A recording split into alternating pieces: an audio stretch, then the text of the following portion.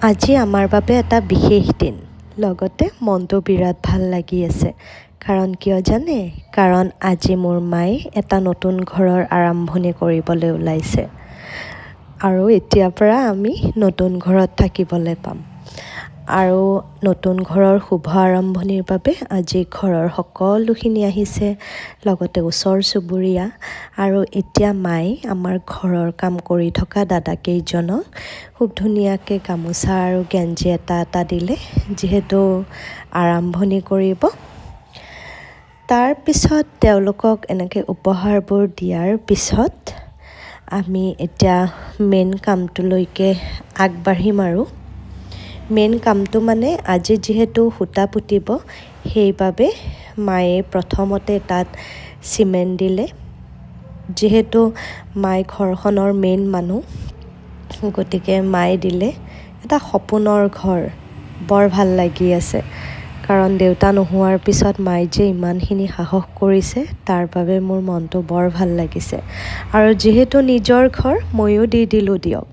আৰু এইবাৰ চাওক, একদম মেইন মানুহটোৱে দিছে দেই, কাৰণ সেইটো হেনো তাইৰহে ঘৰ, সেইবাবে তাইও দিলে।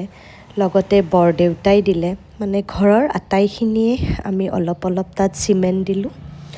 আৰু এইজনী মোৰ মাজু বৰমাও দিলে। আৰু এনেকৈ বিশেষ দিনবোৰ কেতিয়াবা বৰ ভাল লাগে, নহয়নে? তাৰপিছত এইবাৰ আমাৰ সৰু ককাই দিলে। সৰু ককা মানে এইজন হৈছে মাৰ মহা। আৰু এনেকৈ ককাও দি দিলে। আৰু কি জানে, এনেকৈ বিশেষ দিনবোৰত মানুহবোৰ আহিলে মনবোৰ বৰ ভাল লাগে। সকলোৱে যেন আশীৰ্বাদ কৰে দেই। আৰু এইবাৰ ককাৰ পিছত আহি গ'ল মোৰ মানুহজন। আৰু এইবাৰ তেওঁ আমাৰ এই ঘৰটোত চিমেণ্ট দিলে। এনেকুৱা দিনবোৰত যে দেউতাক বহুত মিছ কৰোঁ। আৰু এইবাৰ ঘৰটো যোনে বনাব, সেই দাদাজনেও দি দিলে চিমেণ্ট। আৰু শেষত আমাৰ খুৰীদৈয়ে চিমেণ্ট দিলে।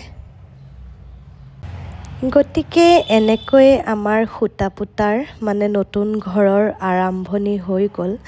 যাতে সকলোখিনি কাম ভালে ভালে হৈ যায়, তাকে কামনা কৰোঁ। এয়া শেষত মা আৰু খুৰীয়ে সেৱা এভাগ ল'লে, যাতে সকলোখিনি ভালে কুশলে হৈ যায়।